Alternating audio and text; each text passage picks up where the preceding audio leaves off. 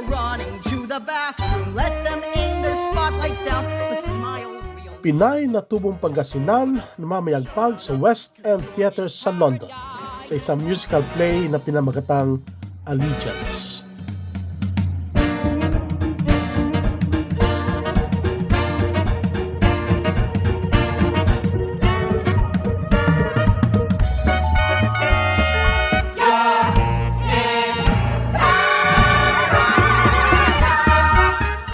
Tubong Pangasinan si Iron Bernadette Ferrer, nakapagtapos ng Theatre and Arts sa University of Santo Tomas, Manila.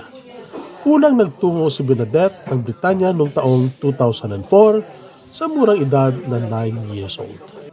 Bumalik ng Pilipinas upang makapagtapos ng universidad.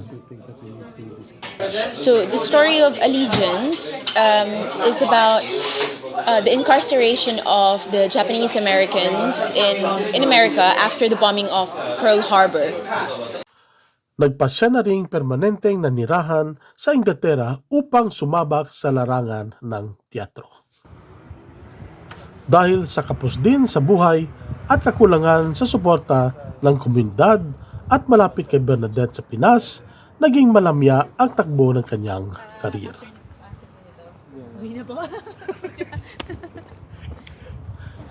Kaya pinasya na lang ni Bernadette ang mga ibang bansa para makahanap ng pagkakataon noong 2016.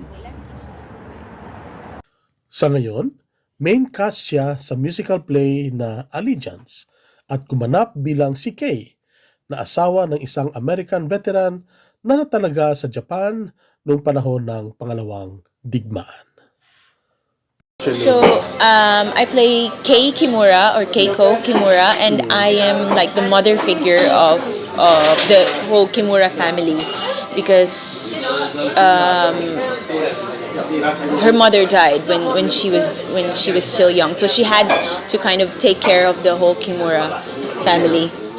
Mahirap man ang simula ni Bernadette dito sa London, pero napabilib niya sa madaling panahon ang mga producers at talent managers sa angkin niyang husay at galing sa pag-arte at pagkanta. After this, just keep auditioning and wait for roles. Yeah, it's kind of just how it is here. Yeah.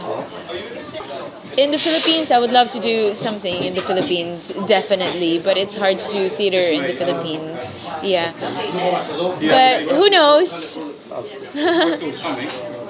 Kasama ng pamilya ni Kay, dito umikot ang kwento ng palabas.